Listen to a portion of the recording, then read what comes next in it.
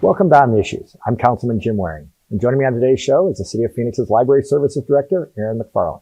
Thanks so much for being here, Erin. We really appreciate it. Yeah, thanks for the invite. I'm happy to be here. You're sort of new to the city. You've been back with us for a year, but you started out with the City of Phoenix after a career as a teacher, and then I think you worked in Buckeye and for the county. Happy to have you back to take over our very large library holdings. You want to talk a little bit about how many facilities you oversee and what kind of budget that entails? Sure. So the Phoenix Public Library has one large central library, Burton Barr Central Library, and then 16 satellite branches, and we also have a bookmobile. So we have about 500 staff members that staff those libraries. And we're spread out throughout the city. We are actually in the process through a GEO bond initiative of building 2 more libraries and expanding 1. So we're really excited to have that happen. And one is in District 2, so Yes. we're excited about that. Yep. So you want to talk a little bit about that? And like, when do those libraries come online? So Desert Room came online, I want to say 2002, maybe. I have to go back and look at my notes. But Desert Room is the library that's in District 2. It's on Cave Creek Road. So the first library, actually Phoenix is 125 years of library. So our first library opened 125 years ago. Burton Barr Central Library is celebrating its 30-year anniversary this year. We're going to talk about that tomorrow. We have our summer solstice event at the library. So, and a lot of the libraries have, you know, as Phoenix has spread and the community has grown, libraries have come online, you know, through that time. So we have some that opened in the 50s and 60s, and the most recent one was Agave, and it opened in 2009. So several have opened through the years. No, well, it's exciting whenever there's an addition. So I'm curious, one of the programs I love about the library is you can find it on the library homepage if you go down to ask a question, is citizens can order materials, like if you like a series of mysteries, but the library doesn't have one of them, you can order that. And I think they let you do 5 times a month, but you know, you have to start like a whole library. Like, how do you get the materials? Do you buy the books from the publishers? How about the online books? Can you talk a little bit about what it's like to try to fill out and staff up a whole library? Sure. So I can talk about there's the physical material and the online material are 2 very different things in the way that we get them.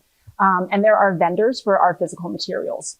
So for the books and then we have DVDs, we still have physical audiobooks and CDs. The media, so DVDs, CDs, and audiobooks come from one vendor. And we use several different ones, but they're separate from the vendor that we use for our materials, our physical material books. As we're opening a new library, we do what's called an opening day collection.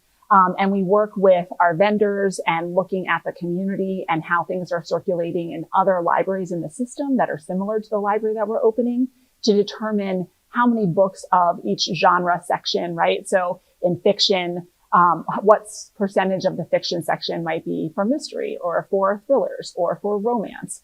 And the same for nonfiction to kind of build out that library. So our library staff provides the insight, but we don't actually go through and say, we want this book, this book, this book, this book. Our vendors and the publishers help us figure some of that stuff out. And you're right. So say we build this whole library and we think we've got all these great books and the community's going to love it. And then Councilman Waring comes in and says, wait a minute, you don't have this one book that I want in this series. You don't have to be a council person, by the way. You don't have to be a council person. Anybody can do this, exactly, not just a council person. Exactly. So you can be anybody. But if you look at our catalog and we don't actually own the book that you're looking for, you can request for us to purchase that book. And then we have a whole team of collection development library staff that look at those requests for purchase to determine whether or not we're actually able to do it. As you know, because I know it's happened before, sometimes we can't get them from our publishers. Either the book is out of print, so no one's printing it anymore. We can't get it from the publisher. Or we're just not able to, for some other reason. It's not through one of our contracted vendors. We have to go through certain processes in the city to order material. Sometimes we can't get it, but if we can, we'll get it here and put it on the shelf for you. And then there's always the alternative of interlibrary loan. We might be able to get it from another library outside of our system and bring it in for you. So that's kind of the way that we would do physical materials with that opening day collection. The same with staffing. It depends on the size of the library, right? So we're in the current plans of master planning a library that's going to be built at 99th Avenue and Lower Buckeye Road. We know it's going to be about 13,000 square feet. And so from there, we can look and see how many linear feet of shelving we can put in that library, which will determine how big the collection is going to be. And then we can also look at the way that we staff some of our other libraries that are similar size, to determine how many library staff we need, and what those staff members would be. So that's kind of how you build out a new library, is you look and compare to some other places, of similar size. And then also, like I said, those linear feet of shelving. And then for the digital collection, that digital library is a little bit different, because everybody in the system, as well as we are in a consortium. So several other libraries are also in this consortium. They can, all order the books and put them in the library. We kind of share our funds there. So that collection, is pretty massive. And, those books are ordered in a different way through the vendor that actually, houses those materials so that you can check them out. So I imagine that you use Libby. Is that right? I do. Yes. For audiobooks and books? I do audiobooks. I don't like to read on the screen, so I only do audiobooks. You only do audiobooks, but a lot of people use audiobooks for that. Some people still use CDs, but that's more and more rare. So they get their audiobooks digitally. And so those audiobooks digitally are about 5 times more expensive than they are the physical copies. The same for ebooks. The ebook pricing, is much, much higher. And the way that we order those books, is done in a different way. So sometimes that means that your hold list for those items is going to be longer because we simply cannot afford to get enough copies to meet that demand. Can I interrupt here? So Yeah. I am curious, what would be the thinking, like with a physical book, you have to print the book and you have to ship the book and you guys have to put it on the shelves. Why would a audiobook be more expensive?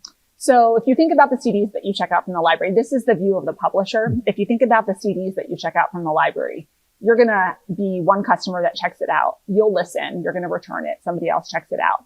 You'll hit a finite number of checkouts before those CDs are scratched and can't be used anymore. The same with physical books, right? You have, the spine gets broken. Someone spills something on it. It looks old and is weathered, So that book would be withdrawn from our collection and we'd replace it with another copy or just have a different book that's not, that's more popular now come online.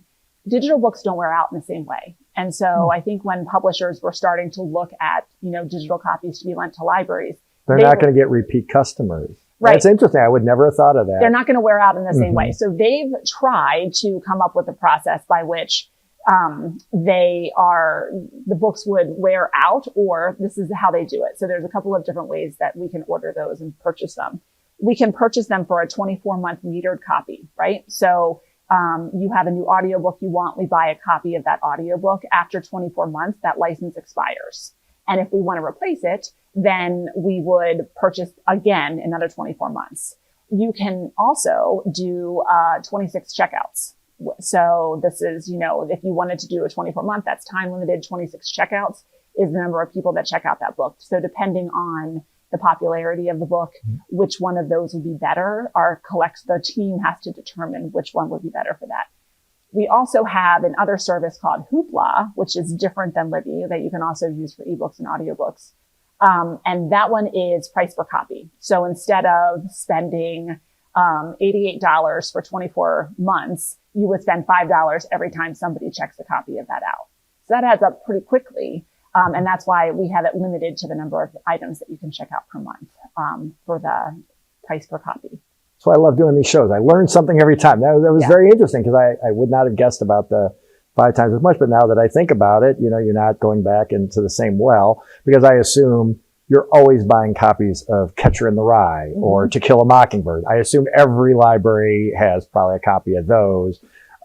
Even if they wouldn't necessarily have every copy of the latest mystery or something, that would be a little more, maybe a few of the libraries would have it. So that's an interesting way to look at it. But if it was the same price and the publisher sold you an online audio To Kill a Mockingbird, it would last forever. And people would there'll probably be demand for that forever. Right. From this book, and it's in schools and so forth. So that's an interesting way to look at it. But it also begs the question, like, you got all these facilities, you've got all these costs. How big is the library budget? So the library budget in this fiscal year, which ends on June 30th this year, is around $51 million. The bulk of that goes towards our staff. So the staff that are ordering all the copies of the books that are going on the shelf, processing all of that. So that includes all of the technical staff and the administrative staff that works on the back end of the library, and then also the public services staff that helps you when you come into the library to get things checked out and answer questions. Yep. Well, I've seen the back end staff. You know, you go to the checkout at Mesquite Library, and you can see folks who maybe are never out front and center, but somebody's got to move all those books. And I know you got volunteers too. I just ran into a fella that I know the other day. I think I told you the story. It was really nice that he spends his time volunteering, helping to stock the shelves. But overall, I mean, that's a production. How many books are you circulating a year? So in a year, we circulate a little over 10 million. Now that 10 million is the e-media as well as the physical books that we have on the shelf. So it's probably split close to half and half. I think in this fiscal year, we might have a little bit more e-media that circulates. So I would say, you know, system-wide, so all of those 17 brick and mortar locations plus the bookmobile, we're circulating around a little over 5 million copies of physical material. And so we do move a lot of items through the library. And it's not just the books that we have at the library that the staff is working through, right? So, or the books and the audiobooks and the DVDs. We do a lot of programming at the library. So a lot of the staff that you see might be doing an adult book club program or an adult lecture program or children's story time. So, that's kind of the nice integration of services at the library. It's the material that you can check out, as well as the programs and other resources that we provide at the library. So staff are doing both. Well, I love reading because my mom used to take me to the Westmont, Illinois library back when I was a kid. And I stopped to, as you know, I like to order books. I think the program where you just can go online and order the books that they don't have at the library that you go to that's closest to your house. You guys will move the books around and deliver them, and you go pick them up at the holds shelf. I think that's fantastic. Usually I try to get that after work, but then you just see a continuous series of kids with their moms coming out of the library. And I always think that's fantastic. But a lot of that is because they're leaving programs that you guys are running, particularly during the summer, but really all year round, if I'm not mistaken. Yeah. If school is in session, you tend to see a lot more kids who are like preschool age, you know, going to the programs. But how many kids participate? Do you happen to know in programs like that over the course of the year? Oh gosh, tons. I'd have to look to see for sure, but we have very full children's programs. And so depending on the branch, it's different as well. All libraries are local, something my boss, my previous boss used to like to say, which is very true. So depending on the library that you go to, it serves that local community and it might look different. So places that have lots of young families and a large community of children. So if you think about our Mesquite Library, which is in the Paradise Valley Mall area, Ironwood Library in Ahwatukee as well, Burton Bar Library, Central Library. There's lots of young families that live in those communities. Our Yucca Library as well, Desert Sage, which is in the West Valley. They have more children's programming that fills up all the time because of the number of young kids in those communities. And then we have some libraries that have a more specific niche. So our Ocotillo Library is a workforce development center.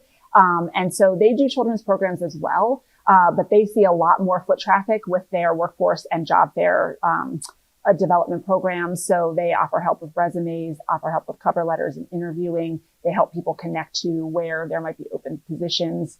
And they have a lot of partnerships where they have job fairs come in.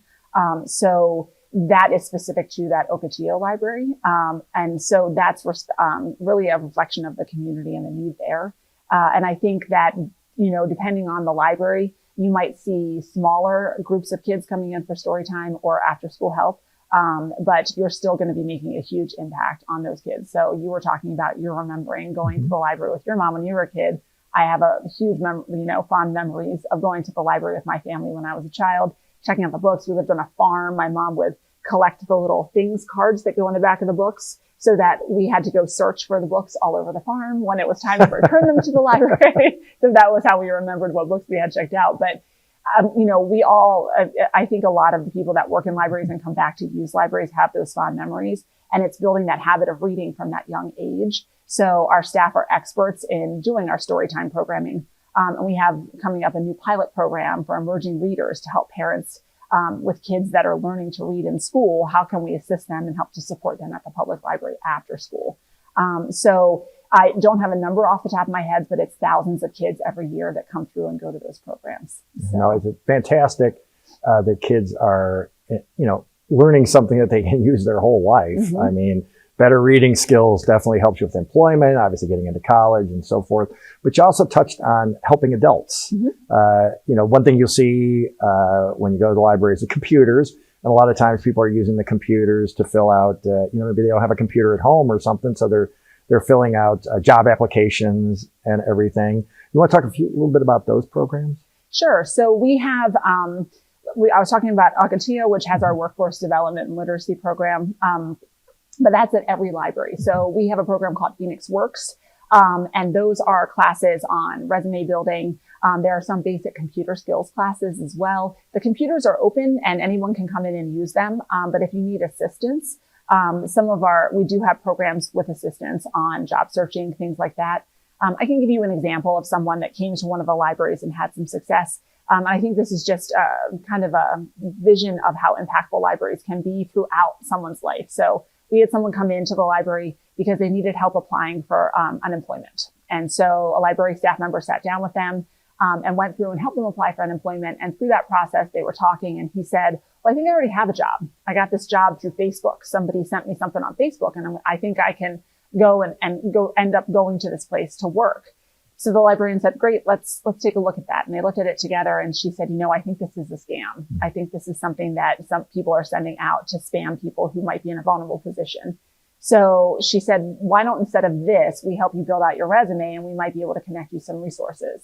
And so they worked on the resume and this is another example too of the great partnerships that our library has with other city departments. So we partner with the Mobile Career Unit, which is almost like a bookmobile for jobs and interviewing. So not a bookmobile, but a career mobile. And it was going to be at one of our other libraries the next day. So library staff said, why don't you head over to this other library and see the Mobile Career Unit and check out their job fair the next day. And he did. And he came back to the original library and said, all right, I got unemployment. I learned that this was a scam. I got my resume built and today I got a job just from coming to the library for help. So I think that's indicative of the work that the library staff members do to make sure that people are connected with the right resources, and with that digital literacy of understanding when something might be a scam and also partnering with our city resources to help people make a difference in their life. Mm-hmm. No, it's fantastic. I mean, I've always said you can't really go wrong going into a library. Mm-hmm. But you can also save some money. Yeah. So if you ever watch sort of the financial gurus, one of the things that pops up with surprising regularity is, look, you like going to the movies and you got Netflix or you've got DirecTV or whatever it is you have, you're spending some money on that. But did you know, like the library has the shows and the movies mm-hmm. for free on DVD. Now it's not free to the library, but it is free to you, the customer. Mm-hmm. How do you guys decide, like, what do you order?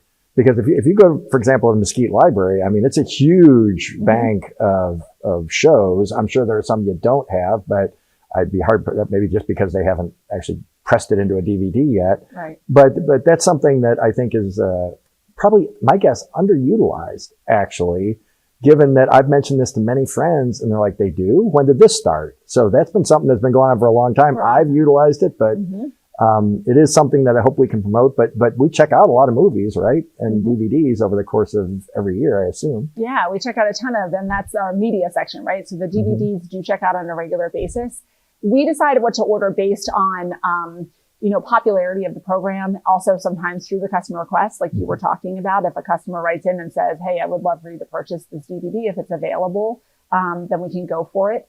And it's not what I always joke to say, like the VHS tapes from my library mm-hmm. when I was a kid, which were often, PBS, you get Mr. Rogers, mm-hmm. Reading Rainbow. We have all the popular TV shows and movies that you would see, online. We also have some at a Blockbuster if it still existed. But libraries will be the replacement there. And I liked what you said that you can get almost anything when you go into a library. Mm-hmm. We have a tagline, "Start with us." Because pretty much whatever you want to do in your life, you can start with us. So you can get information, all of those other things.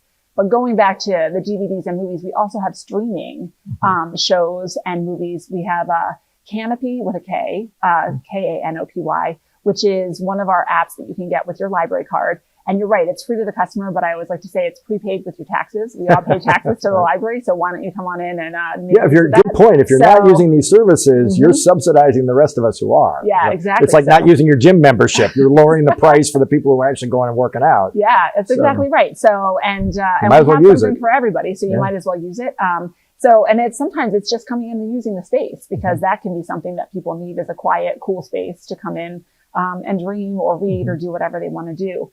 But we definitely stream movies as well. And you're right, it is a lot cheaper than your Netflix or something like that. And we also have music, so you can stream music through the library. And a lot of people don't know that that's available. And if you live in Maricopa County, you can get a library card for any of the 14 independent library systems. I was just going to mention that. Yes. You don't have to be a Phoenix resident. You don't have to be a Phoenix resident. But you also, say you're a Phoenix resident and you want, for example, more checkouts of TV shows that are on Hoopla that you can check out and download. For us in Phoenix, you can do that, I think, 8 to 10, I'm going to say it's 10 checkouts a month. But if you have a Phoenix library card and a Maricopa County library card, you can get 10 checkouts with Phoenix and 12 checkouts with Maricopa County. So now you've doubled the amount that you can check out. So, I mean, you have to be sometimes a savvy library user, but it's definitely a way to save some money on what you're spending on your streaming services.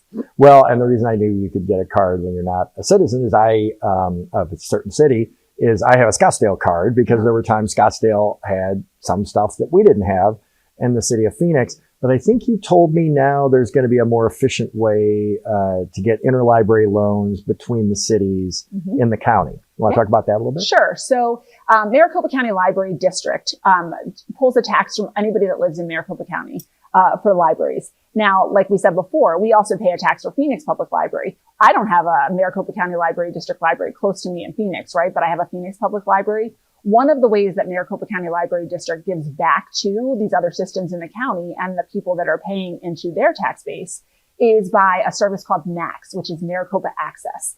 And this is almost like an interlibrary loan amongst the different systems in Maricopa County. So like I said, there's 14 independent library systems, Phoenix being one, Glendale, Tempe, Mesa has a library system. So in the past, you've had to have a card for Mesa to check out a Mesa library book. Now with this new MAX system, there's going to be a way in the catalog. Phoenix is joining in October, so it's not there yet. We're working on it. But there's going to be a way in the catalog that you can click a drop-down menu and say you're looking for a book in your mystery series. We don't own it in Phoenix, but they own it in Mesa. You can click that you want them to bring it to us from Mesa, and they'll bring it right to your library in Phoenix for free. And that way you don't have to have a Mesa card. You don't have to go over there. Maricopa County pays for that system. They have the courier truck that will drive over, pick up those materials, and deliver them straight to us, which is a pretty cool program. And it really broadens the collections that we're going to have access to. Well, I like the fact that we as a city are trying to do everything we can to make the materials as easily accessible. So you don't have to drive all over town, burning fossil fuels and all that stuff, but get stuff as close to your house. You mentioned you didn't have a county library, but you had a Phoenix library. Why make people move all over if you can have one truck that drives around, drops stuff off? I mean, it's really fantastic. I think people they may not be as cognizant of all these programs, but whenever I go to the library, there are people right there at the front, big things saying, ask us anything, more or less. I don't know if that's what a sign says at every library, but that's more or less what it says at the ones I go to.